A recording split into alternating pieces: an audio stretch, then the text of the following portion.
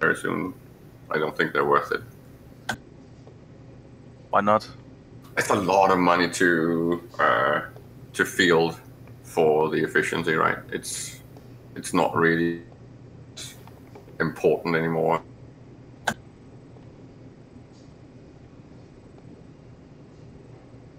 It gives so much versatility. But wasn't the main benefit the cap thing? That was one of the main benefits why it was pretty all Citadels primarily for a while. It's still very important for that. One of the few because they work 3 AU instead of 2 AU, and that's like a big deal. You gets you able to get somewhere pretty fast.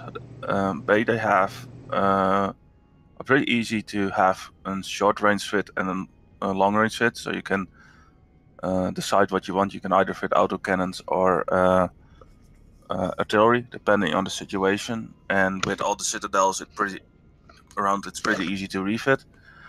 So it makes you more versatile as one platform. You don't have to have multiple ship types to. You can also switch pretty much on the fly whatever you want to use, and that makes it much easier for your members to have just one ship. And even if it's a bit expensive, like with all the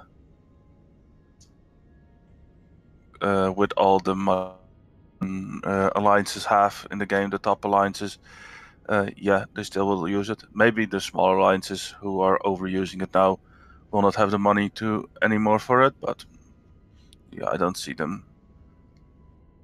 And Horde uses the damn thing, so yeah.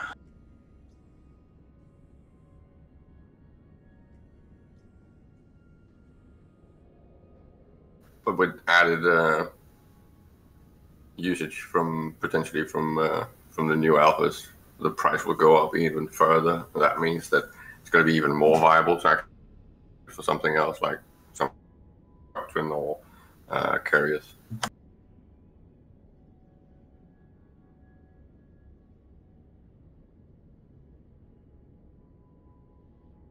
Didn't we see a big thing in the northern kerfuffle?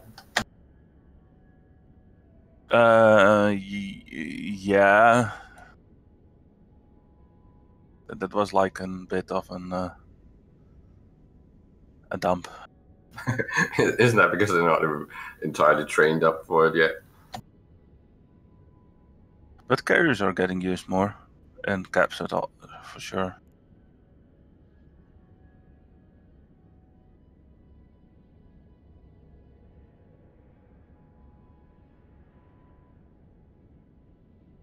With that change thing to wasn't it the T3s that where the rigs are no longer actually destroyed? Correct. Won't that actually start hitting the doctrine soon? Not a doctrine that in large numbers is very good for T3s.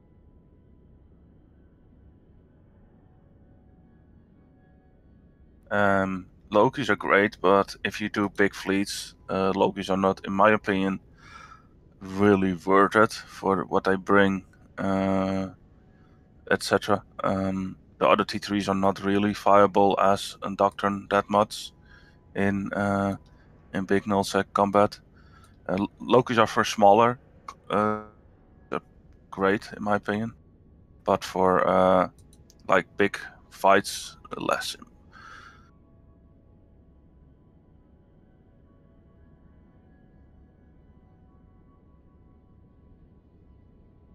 I'm sad about it because I love T3s, but yeah.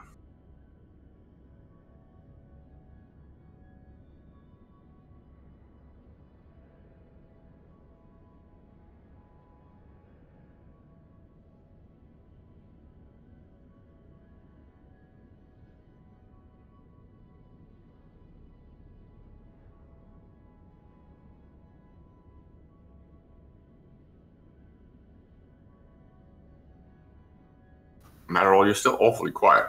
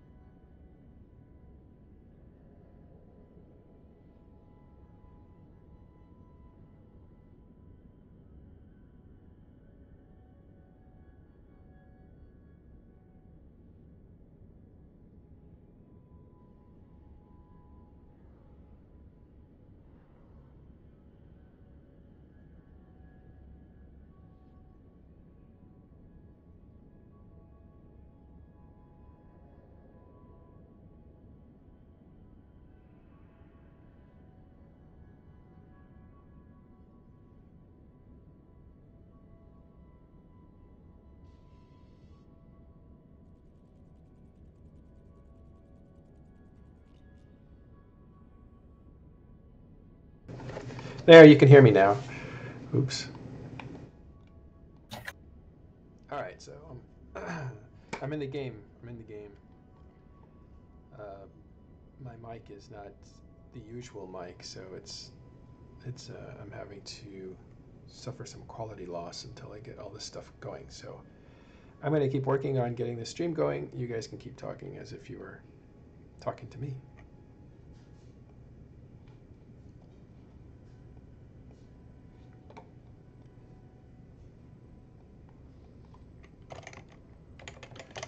Yeah, I'm just getting, for those that are watching this, probably VOD since very few people are watching it now, just getting this thing up and running because a lot of the settings were eclipsed by an update that was put in. Well, that's what I'm assuming, but it could just be that you have to do this every time, which would be a lot of overhead for streaming. All right, can somebody check the stream and see if I'm talking so that I don't get echo?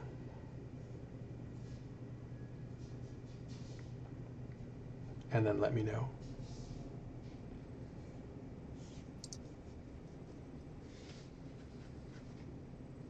Yeah, we're good. Confirmation came in. So, yeah, audio seems low. It is low. I'm using my webcam audio. So I'll try to speak a little louder here. Oh, it's you, Caleb. Why didn't you just say so?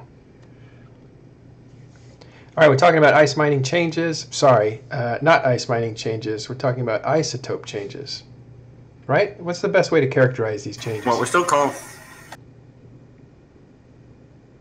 Go ahead.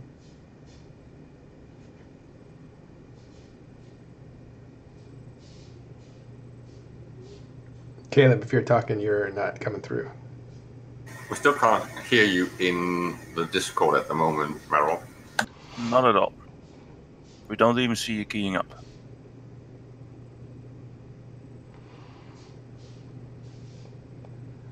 All right, so that's you can hear me over the net, but you can't hear me in Discord. Discord was working a few minutes ago, and now it's not working. So let's see what's going on.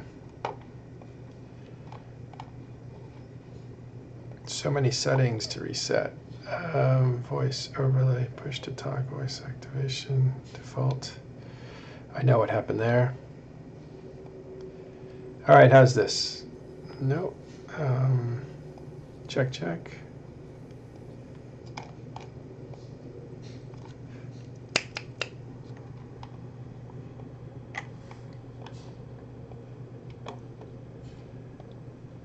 All right.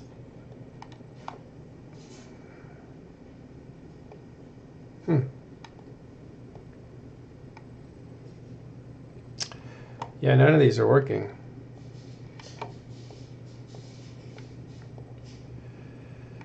This is wonderful. Come on, Tascam.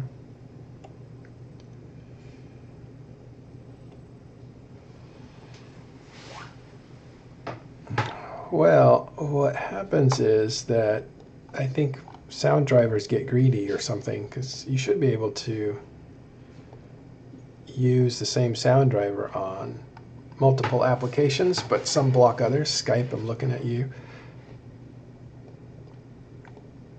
But you know what I'll have to do is just to get things started, and then I can try to troubleshoot this.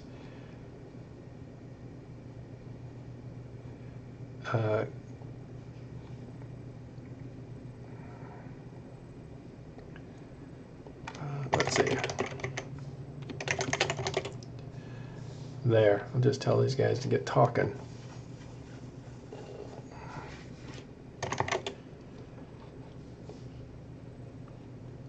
All right.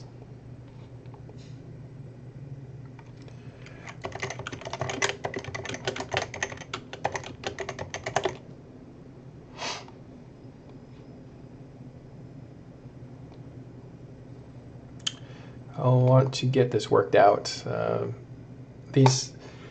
The new mic just went and just totally disappeared from the streaming platform, and then as I plugged that back in and used something else, the Discord where my friends here can hear me, that totally went out, so they can't hear me. So they'll just have to talk.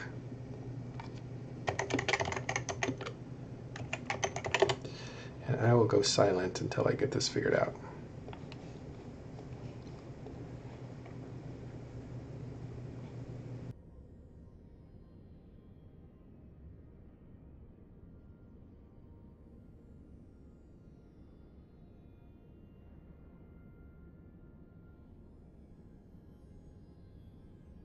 It is. Hey, my voice activation is actually working.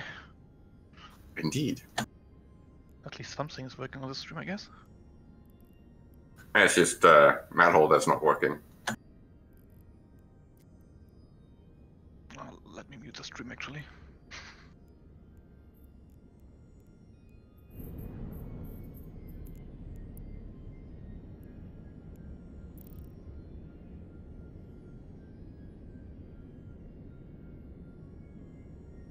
Did you guys start already, or? Well, it's kind of streaming, but I don't think we are starting anything right now. We're just chit-chatting. Yeah, we're also not stopping or etc. It's more like we discuss some things, and I'm reading some things at the moment. So it's basically fixing live the stream.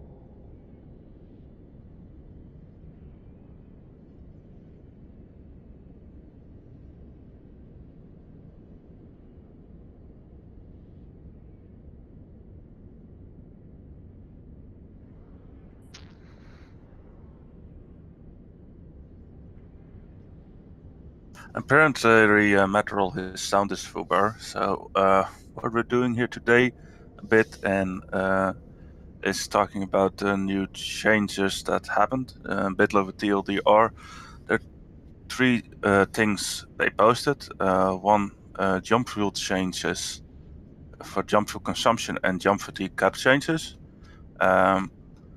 What 3 weeks ago with the Lifeblood's expansion, they doubled of half the amount of the volume of topes, so people could have double the amount of fuel in their capitals. What they're doing today, they announced today, is that for all standard capitals, the fuel use for a jump drive will be doubled, so 100% extra, and for Black Ops it will be 56% extra. So basically, for after this change that will happen in December again, people can carry the same amount of fuel jump-wise and distance-wise as they could before Lifeblood. Only Black Ops use a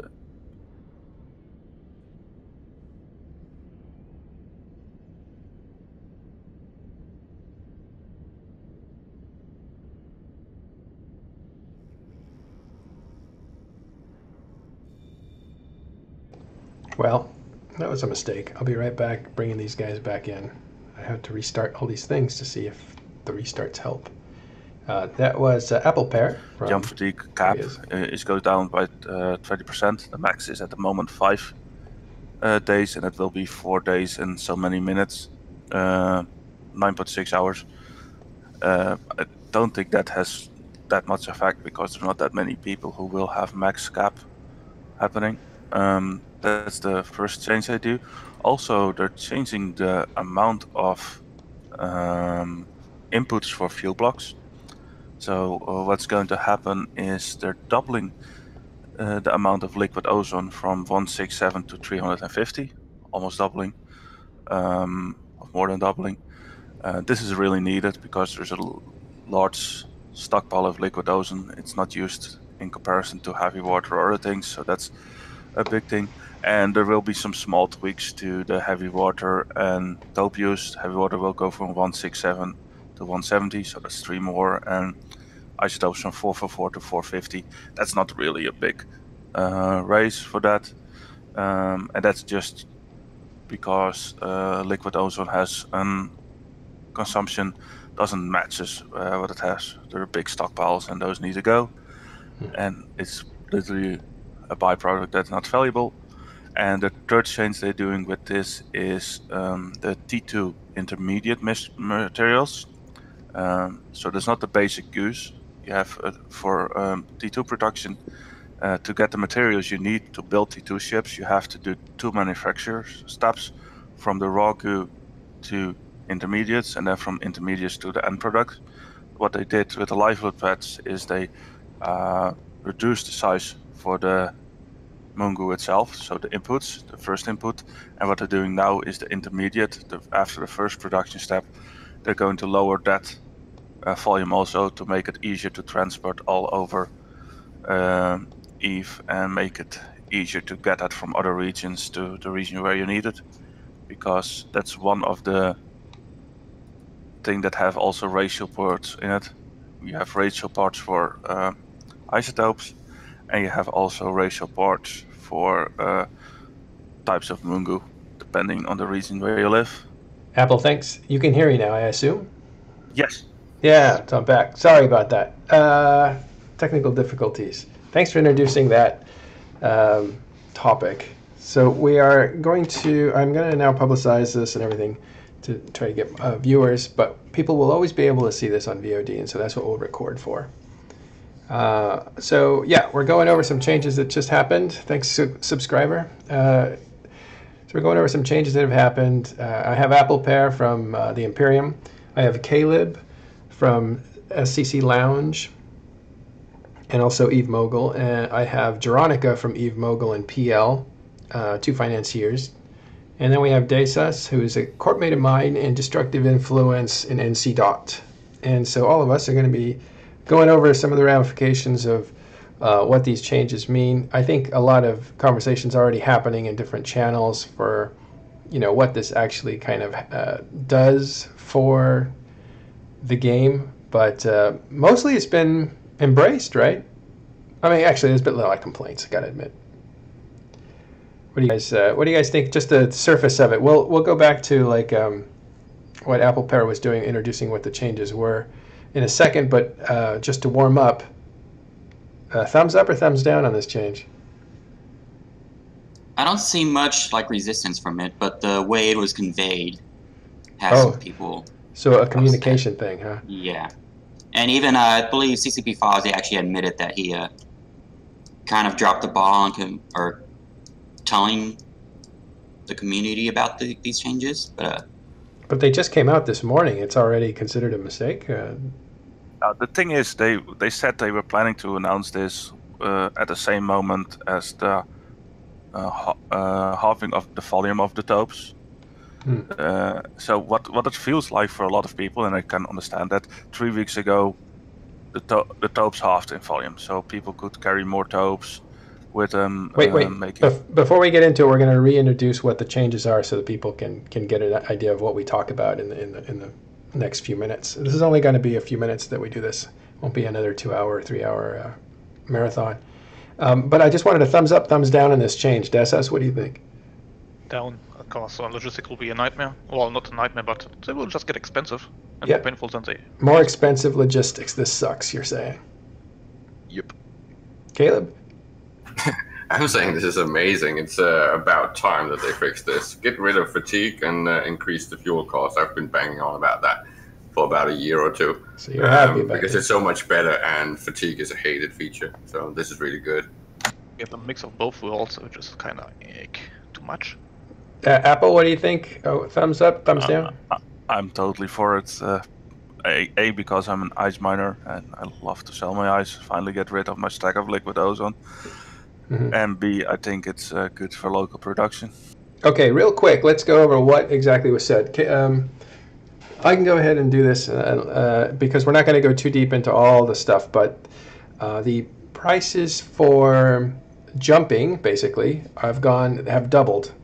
So a few weeks ago, they doubled the capacity of fuel that a jumping ship could use, and now they've doubled the usage to fill in. So the net result is that more fuel will be used, and capitals can really only jump as far, the fuel tanks can only take them as far as they did before. So no change in how far you could travel with the amount of fuel you had.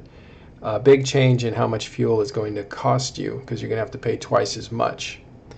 Other ramifications of this, because the ingredients that are made for jump fuel also go into other things like T2 production. Little bits of fuel blocks go into T2 production, reactions. And reactions are used to make ingredients for T2 production. So there will be some demand on that side of things as these new moon minerals get reacted into T2 components. And also fuel blocks, which is where a lot of the ice mining materials go into. And those fuel blocks are also, as I just said, used for reactions, but also used for structures, because the services that are used in structures cost money to run, and those are done through fuel blocks and stuff. So you have structures, services being affected. You have T2 ingredient reactions being affected. Those are two demand pools. But the big one is transportation for capital ships. Those require straight isotopes. And so that's where the big demand is gonna hit. So that's what's going on. As Kenneth Feld was pointing out, this is not that shocking or new. It's something that's been discussed for years now, really. I'm pretty sure that it was even discussed before structures was even rolled out. So it's not that new. I think what's important is that this smells to me like finally moving and deciding to do some of the things that have been discussed as a benefit to the ecosystem for a long time now. And this just points to the Economic Council and the influence of the people that actually understands the macroeconomics of the game. And I'm hoping to see more of this, because this is a very, very good change. Thanks for following, Parthenon, courtmate. Now a loyal courtmate. I'll change your title. One of the things what happened already for like a while is that the prices of isotopes have gone down a lot lately. A lot of them were above 1,000 ISK or near that for ages, and they're probably going to go back to those prices again. So yeah, it was a long time cheaper than what it was before, like a year and a half ago, to move stuff. Yes, I understand the irritation by jump drives, and before you cut me off, you gave like 3 weeks ago. No problem. You gave 3 weeks ago. You gave everybody more fuel in their fuel bay, and now you double the amount of fuel you need to use. And I think that's where a lot of the anger comes from. In other words, they got something and then they got it taken away. Yeah. Is it irrational anger then, or is it? I mean, it sounds like you're making it sound like it's just emotional. Or are there going to be logistical problems for the small guy that doesn't have that big logistical wing that an NC Dot or a PL or especially a Imperium would have? Like, this hurt the middle guy instead of the big guy? Because you have so many places to store your stuff, right? With structures, you can easily stage and store all the necessary aspects, and that actually improves logistics, right? It's just you need to figure out how to do that, and not in the old way. So it's getting accustomed to the new normal, right? Well, to be honest, logistics got easier through all structures because you have more points you can offload safely with jump raiders and whatnot. Yeah, but exactly. you have still to move jump raiders between the points. I think one of the things that might help this, and I'm in a very good position, of course, and I don't like other alliances, but maybe local markets will get better for people. At the moment in Delvia, we're the third market in the game. It's easy for me to say, of course, but if you hear from other people that they really don't have a market and not a lot of stock is there, and a lot of people just buy things in Jita and ship them down, and one of the goals they state is to get more, and what they're trying to do is get more local production and get more local markets for a while in Nullsec. And maybe the extra cost added to this will incentivize people to use their local market a bit more. I could not agree more, Apple. Well, to be honest, CCP's on that train since what, 2007, where they removed jump gates to Jita roads. So it's changed the amount of jumps to Jita to make it not that choke point. Mm-hmm. No, but it doesn't. But maybe it will not leave everything. But maybe the cost, because it's more expensive, it will. More people will sell things locally. Like I don't know how it's other, but I hear like they pretty much people import everything, and maybe they're going to things like T1 ships. They build locally and sell locally more now, and those kind of things. There are enough places where a local market could work. And it would really improve things like the whole balance of payment, how you trade from region to region, and not the whole single hub economy that we've been suffering for ages now. From the perspective from NC, it's pretty much like we are nomadic. We move everything with us. We don't build locally. Maybe no, but you shouldn't design a game around nomads, right? Yeah, right. We're like the Roman army. If we come into your town, we tear everything up, even if you're on our side. But wouldn't that become like a thing that when you move somewhere, that you like deploy citadels to build things there in your system at one point, to like build the big battleships in the system where you live and import only the fittings? I think to some degree, but still we import a lot. You won't mine in hostile territory. You can cut that off. Yeah, but you can. It's not that. I think it's cheaper to just import the minerals of the ore itself to your place, refine it there, and then build the ships and the big T1 stuff you don't have to move then anymore, and then import the rest of the fitting and sell it. That's pretty much a goodbye to fast deployment. I think Matterall had an important point with comparing with the Roman army, but the unique thing about the Roman army was when it moved, it built all the roads, it built all the forts. It actually staged when they were moving, so it was not just in and out like a normal nomad. It was an empire building unit, right? Well, no, when they would come into a town, especially the frontier towns, they would like march in, right? Because these guys marched like crazy. Nobody marched like Romans. And then they would dig trenches like 10 feet down and, build a burn 10 feet up, so they get like a 20-foot wall around them wherever they were. So if they came into your town, it's not like they were guests. They came in and they just took everything they wanted, and they would, rip up the area. That's not true. That's not true. That's really not true. What they did was they removed any threats in the local area. As soon as they had done that, they started improving and expanding their forts. They linked all the existing forts together with building roads, and that was high engineering. And as soon as they did that, they started trading, and then they started positioning themselves politically. I don't think they traded with locals. They were part of the empire. Yes, they did. No. Well, yes, they did. That was the whole point of it. I got to watch your documentaries then, because my data is way old. This is what I studied in college and many years ago.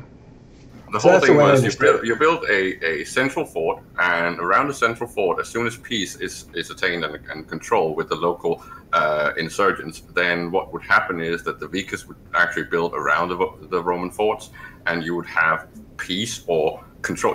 Very much like in Dell, right? You have security, and as soon as that security was there, then you had massive trade, and then basically you shipped in all the mass production stuff from the Roman Empire, things like crockery and olive oil and things like that, exotic stuff for those new areas, and the local produce would then be shipped to Rome if it had value. Well, it could be the nuances of what you define as trade.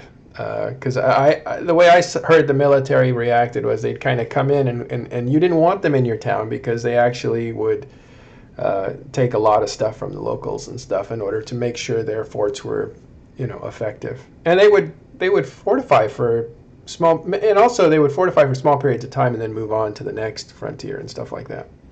So maybe we're talking about two different things. But I should update my information on Roman Empire by watching some documentaries. I think I have something like 50 hours of documentary stuff you can get a hold of if you want. Yeah, you showed me that one, the British lady that was really good. I didn't watch it, but I will. She's very popular with the INN crowd, as far as I know. The imps kind of like Roman Empire stuff, and especially Mary Beard. Well, Apple, you guys are kind of like the Roman Empire, aren't you? I mean, that was Imperium, Empire. It's all there in the name. Oh yeah. We love empire building. But that was the idea with the whole Viceroy program in the North, was that you were going to, now that you were empire, you would influence the provinces around you. And that didn't go so well. I think that was more like a thing to annoy people than it was really a big plan. They tried a few things, but I don't know. I wasn't that long in the Imperium then, and I don't know all the backgrounds for it. I like that idea. I love that idea. I thought that it was brilliant to turn the narrative from we don't care about this game, we're not good at it, but there's so many of us that we're going to win anyway, to hey, we're taking responsibility for empire building, and we're taking responsibility for pacifying the savages. That irony of Goonswarm and the Imperium becoming mature and saying, you guys need to behave or we're going to actually make you pay tribute to us because we're providing security when they really weren't. I just like the whole sarcastic narrative of that. It just didn't come at a good time, but it was pretty interesting. Oh yeah. Anyway, back to the topic. Thanks, Big Red Jeff, for following. I'm trying to develop a bunch of followers in these first few episodes, so then when I do broadcast, then people get alerted, because it's really hard to hit all the social stuff and tell people that we're on. We're only on for a few more minutes. We're talking about the fuel changes. Jonica, you haven't said anything except that you were okay with the changes, right? Yeah, I'm okay with it. I don't think it'll change much overall, because you have the bigger fuel bay, just takes more to, or you'll just burn through it quicker. Yeah. Jump freight prices will go up, which is fine by me because I do all my own jump freighting. So But you'll have to pay more in fuel. it'll just be reflected in the product. So Just mark it up. Yeah. Now, does that make you less competitive, or do you think everybody's going to get hit with that, so it doesn't matter? It's a wash. I think everyone's going to get hit with it in some sense. So the net result then for the consumer, the guy that's going to buy stuff, is there's going to be double the fuel cost part of whatever they're buying. Yeah, and what I do mainly import-export markets right now. So I buy a lot of ore and ship it to HiSec and get it refined up there and on the market. So I think it's going to change the mineral market in that sense too, because a lot of people do the same. But that just depends on how much mineral market is seeded from nullsec. Well, I didn't really consider that in the opening statement, that this is affecting all prices, because just like in the real economy in the United States, when gas prices go up, all the distribution prices go up, which means everything's touched. So whatever you're buying, it's a little bit more expensive because it has to get to the market. So that's going to happen. This is the purchasing power that's catching up, right? We've had overproduction of ISK into the system, and it's not really been reflected in items because stockpiles have been so easy. But now there's actually a strain on it, and now the purchasing power is being reflected on the actual cost of things. Yeah, I think it's a good move overall for the economy. It was just a new announcement in Fuzzy. After talking with CSM, etc., they're going to do some changes. They're going to lower the volume of isotopes with another 40% with the same pads, and increase in jump freighters the fuel bay volumes with 20%. So the pain people had from, like, we had more stuff we could put in our we could carry more fuel than before, etc., that gets solved a bit. It's like you would be able, your fuel bill would jump 66% further with the same fuel bay as you could pre-live lot after these changes. Okay, well, problem number one. It's getting hard to describe what's actually changing. Before it seemed like it was a wash. Yeah. But so they're basically giving in a little bit to say, okay, you can go a little further on the fuel you had. And that's what I've heard most from people is they're upset that they would have to fill up their own cargo hold, because that's what a lot of jump freighter people did, is fill the cargo hold with the extra isotopes to get somewhere. Yeah. And if they're doubling the isotope needed, then you'll have to use more special and precious cargo hold to just get the return trip back. But with this, that sounds like it solves everyone's problems. Oh, so they probably looked at jump freighters for this.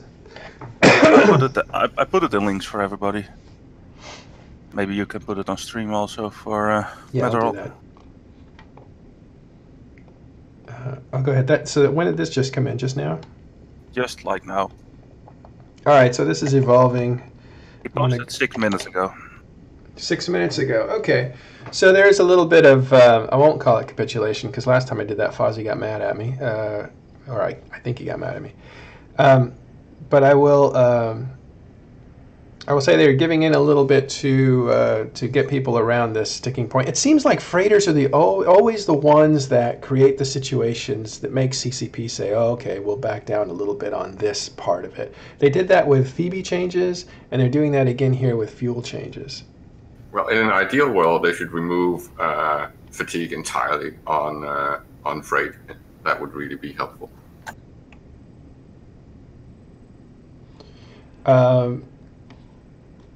Fatigue, you're saying, not fuel costs. Yeah, boost the fuel base a lot on jump freighters and remove any impact of fatigue from jump freighters. There's no power projection from being able to do logistics, so there's no need to have that mechanical load. some people would say that logistics is power projection if you're talking about reshipping and getting things in, in place at time and stuff like that. Sure, but that's indirect power projection. But it's beneficial for everyone that the logistics of the entire game is fast and effective. It's already very quick. You can jump from the north to the south in like an hour and a half. So with the jump freighter, It's just going to cost you. Yeah. So it won't affect much at all. And if you have more than one jump freighter, you just get a second jump freighter, and that's solves the problem. And a lot of people have a neutral alt for their high sec things, and then and when they're in low sec, they're switching to their other alt, so that also saves in part of the fatigue.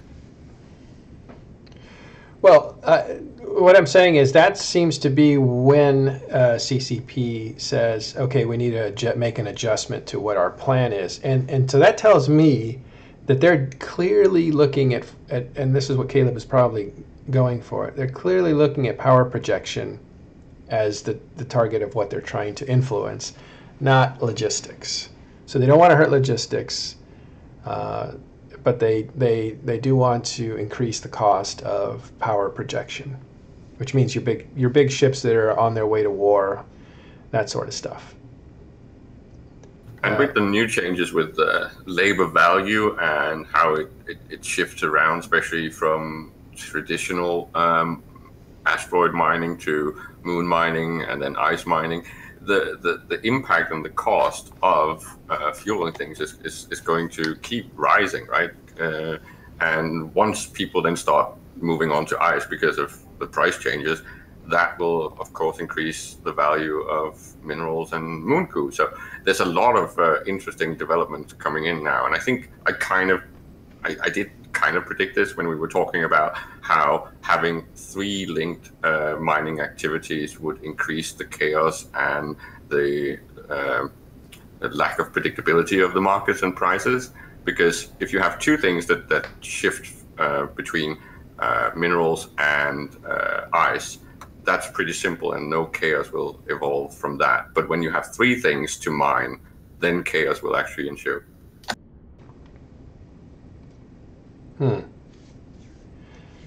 All right. Well, we're joined by Keyboard. Keyboard, thumbs up, thumbs down on this. Well, still undecided. You haven't decided. All right. It doesn't seem like it affects you directly. Apple Pear, who's actually a miner, loves it. Caleb, who's a financier, likes it. Jeronica seems totally fine with it. Desas was fine with it, but also sees how it's going to affect even a group like ours, NC.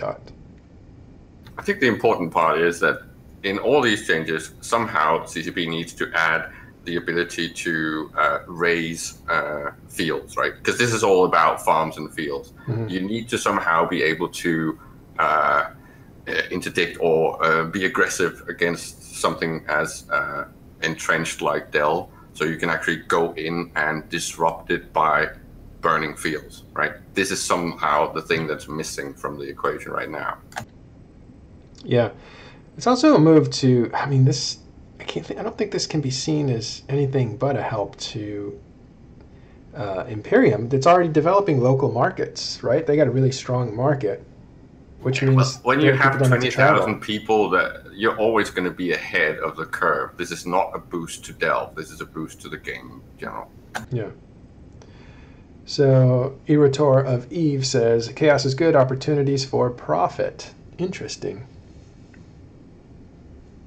You guys probably agree with that. Yeah, and it seems it's pretty clear that there's validation in living in your space. I think that was a theoretical argument that was happening 3 years ago when they were talking about how to change sovereignty. They were saying that you should live in your space, you should occupy your space. It was called occupancy. Which is why it needs to move from fuzzy sov to structure sov, and after that they should at some point look at nerfing anomalies, and after that remove something like static roid belts because they're not needed anymore. They can easily just be utilized directly on new mining platforms. So Krollglaive, that's a friend of mine from Dice Corporation as well. He should be in here. He's a huge industrialist. So he's saying, can we have Sino DDs back without the expensiveness of the DD? Probably not. So yeah, I'm thinking that the occupancy is something that was batted around, and it would help people that had big numbers. And so really the advantage is going to people who can maintain and organize large groups of people. That's clearly the Imperium. You have the largest alliance and coalition in the game.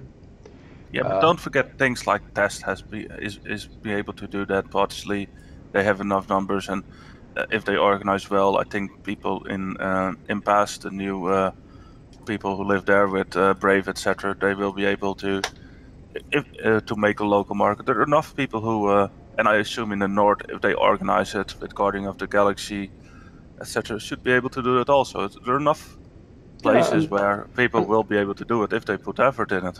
I'm not saying and CC. that's the whole point, right? If you figure out how to utilize your space, you are actually at a benefit compared to goons, because goons are not even using their capacity right now. If you stage your stuff locally, you can do it in a very small footprint soft-wise, and you can actually have a lot better per capita effectivity than goons have. And Darkness already proved this with their ratting numbers, right? They were like 25 to 40% above Dell. Yeah, they're underrated for their amount, their ratting ability. Let's look at the isotopes real quick. These are the things that are basically affected, because this is the bottom ingredient for all these things that are going up. From fuel for capital ships, for fuel. You need to remove your Donkian channel from your graphs, otherwise they're going to be fucked up. Well, I wanted to show the, like, say, oxygen. I wanted to show how big that spike is, and it's a little clearer with the Dawson channel on. It's because it's just starting. It's going to offset it. You can't see the actual price movement if you have Donkion on it. Okay, what about for the layperson that just wants to see a graphic? Better or worse? It becomes a much nicer and smoother graph if you remove the Donkion. Well, we don't have much data, though. We only have 1 day of data. Actually, we only have a few hours of data. You can already see, I'm just going to point out some things here. The volume is increasing as the stockpiles get bought up in JITA, and the prices will correspond by going up because there's more demand. But you can see there's one of these towers. These are the volumes down here. And you can see here there's a spike that is just now getting started. It will actually grow probably a lot higher than it is right now. And next we'll look at this tower. Is amazing. And this is helium probably, yeah. Helium isotopes are used for Amar ships. Amar ships are heavily armored ships, and those are the ones that are in style for the most part, especially in capital fleets. So when we talk about capital fleets, the majority of capital fleets are armor-based. So that's going to be Galente, which is oxygen isotopes, and it's going to be Amar, which is helium isotopes. So you can see that everything's being bought up for helium because helium was a little bit cheaper than oxygen was. Oxygen was already priced high, and so that's probably going to go up anyway. It's already going up to 871, but it's going to go higher than that. Let's look at the actual market data. So yeah, your cheap price if you're buying in JITA right now is 1,000 plus, and it was about 800 before this morning. It was about 800, so it's gone up already. But if you look at helium, that one's already hitting 1,000, but that one was at like 700 before. So you can see it's a much bigger increase, and all the cheap stuff got bought up. If we look at the chart, you can see that huge column showing a giant demand for helium as it kind of equalizes with oxygen. Let's look over at fuel blocks. Just type in fuel in this filter, and we'll just get fuel blocks, or actually we get a bunch of stuff, but down here in fuels. These are going up a lot slower. You can see the demand hasn't really gone up yet. Now, why would you guys think that fuel blocks aren't selling like crazy right now? People are pretty much stocked on most of these things, so this is future positions. Well, oxygen did get bought up, and this is funny because oxygen, sorry to interrupt you guys, oxygen fuel blocks were the same price as all other fuel blocks because pretty much they were all useful in the same way, right? They did have they need to reach about the same level, and they've all been lagging a little bit in finding the new normal, and then after that you're going to see the actual shift that matches the consumption. But right now as Apple will most likely attest to, there is stockpile. So we're not running dry yet. Yeah. Oh no, and one of the funny things is this makes high sec mining for topes, etc. Also, more people will go into that because it will be more worth it. So I think it's also good for high sec to get those people there. Mhm. And next to that, as Delph produces helium topes, and those things were way too cheap. I think we had at the moment we had buy orders up in Delph for before this change for below 500 ISK a unit for topes. Yeah. Tessus is back. Well, I'm looking at this now and thinking the oxygen isotope, the oxygen fuel blocks are being rushed off the shelves. Huge demand for that, but not the other ones. And it's probably because they were probably cheaper than their price really reflected, because the fuel costs were in demand, but the fuel prices, the isotopes were in demand, but the fuel blocks were not really reflecting how much in demand that was. So they were all kind of the same. But it looks like now that they're going to get expensive, so they were all bought up as all these things equalize. But what are the buy orders now for topes then in Jita for helium topes? Sorry, I missed that. I'll check. Helium is at 1,000-ish, but I'll check. There's still some outliers, because, helium isotopes. Because there's a lot of little stockpiles. They're around 900. Yeah, 900 Okay, and cool. climbing, and there's a few that are 800 or 900, but they're all over the place, so you'd have to go and pick it up. It's not really worth it. Okay. I guess you could all buy it remotely, put it back on the market, and see. All this stuff has to double, right? I mean, the amount of production available is not really going to increase, or is it? Are there ice fields that don't go mined? That lay One fallow? thing that's happening now in the game, at least in Delph, is there's a lot of cherry pickers. People only pick out the non-taupe ice, so the clear icicle is left behind. There are a lot of ice belts that way.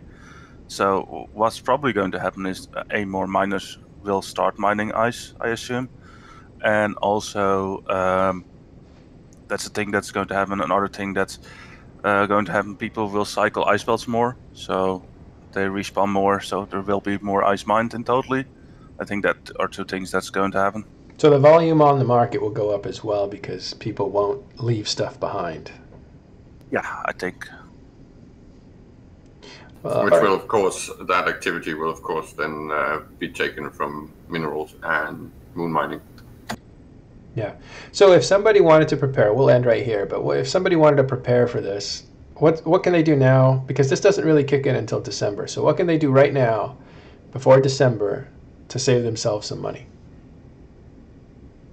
Well, it's too late to get in on the actual stockpiling, so they can't do much there. But what they can do is they can make a guess on which items to focus on. So if they are a miner, they can basically say, well, I actually think or will bet that moon mining is going to be the big numbers, so they should focus their attention on that first and foremost.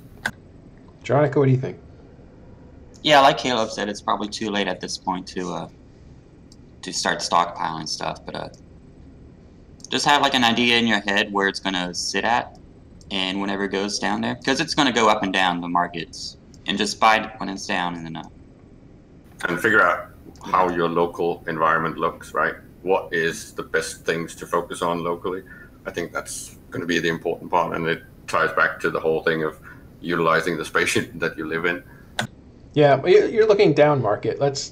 What can they do? Here's where I'll get at. Is you can't speculate on this because the prices have already spiked and the volumes are already moving, as these guys have said. But I do think what you can do is you can build out the stuff that requires fuel as quickly as possible, and so start reacting your moon minerals as quickly as possible to keep those costs down. And you can, what was the second thing? Build your fuel blocks now. Mm-hmm. Well, unless you're rich, right?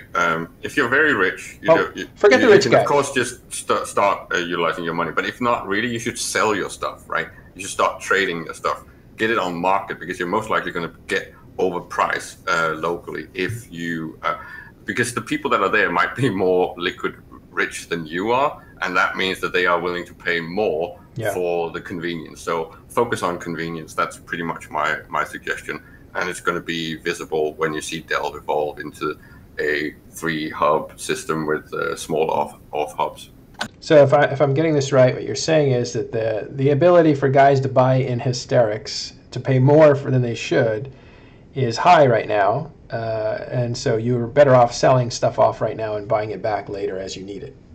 Yeah, and locally selling it off, not bringing it to JITA. Don't bring it to JITA. Try trading it locally at an up market. So put something like 25 to 50% markup on it. And if you need to, you can always just restock from JITA directly and then start shipping out to your local markets, because people will want that convenience very soon. But when people are in this frenzy, wouldn't you want? Don't they just come to JITA and just buy up JITA instead?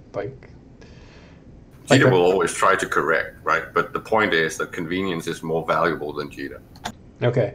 So I go back to my original answer, though, is build out your reactions now and build your fuel blocks now. At least build your fuel blocks, because then they'll be in the state that you need them to be in. The only risk there is that if isotopes go up in price and you won't be able to unbuild fuel blocks. The problem is if there's plenty of stock of fuel blocks, then if you produce those, you're going to miss out on selling it for other purposes. Yeah. You won't be able to use it for other markets. But if your intention is to have it... Well, the markup of the items that you can then use in things like reactions, the value in that is higher, so you would get a better price for someone that wants to do reactions locally. Yeah.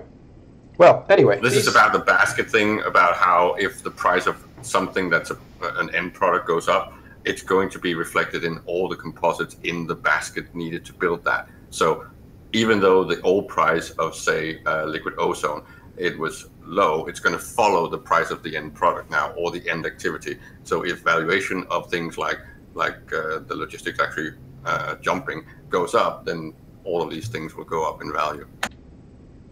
Mm-hmm. All right, one step backwards to a different issue. Plex, there's going to be some changes in Plex. There's going to be little alpha injectors. Is that going to affect the market at all? Not much, no. It's a non-feature. It doesn't really have any value to 90% of the player base as it is. So it's really not that important. It's only important for newcomers to the game, and they should transition out of the necessity for that feature within 1 or 2 months. So it's not important. At most, it's going to reduce a little bit of the SP trading pressure, and maybe it might actually, utility-wise, take a little bit of pressure off of Plex price. But again, Plex prices are so pumped already, so it's not going to be felt at all. So do you think this is a blow for skill farmers? Yeah, but not really. It's a very, very small blow, if anything. Yeah. As I said to Dirk the other night, I'd be surprised if it's more than 2 to 4%. All right, so it's a non-issue that. Okay, Plex prices won't be going up. There won't be added demand on the Plex for whatever reason. It should actually go down a little bit, maybe like, I don't know, 2, 4, 5%. But I think the pumped up speculation value is already too high to actually see that impact. Mm-hmm. All right, cool. All right, anything else you guys want to talk about before we go? I've got nothing. I'm just a little concerned about things. So. What are you concerned about? Just that CCP is forgetting a lot of things, and I think that has a lot to do with them firing a bunch of people. So, like, what are they forgetting? You're talking about the messaging, the way they messaging, yeah. What is the problem with the way they've messaged? They put out a dev blog. What else do you want? Yeah, but even Fozzie said, "Oh yeah, it was kind of slipped through the cracks." I don't know. I just feel like they should get their I think I calendars in line. I mentioned it yesterday that when they do dev blogs that have high impact on the game mechanics, I think they should actually do some sort of guided stream thing, maybe a 10-15 minutes presentation of the actual feature. It shouldn't be that difficult for them to turn on the stream and get guard and Believe me, it's difficult to turn on a stream and talk about something.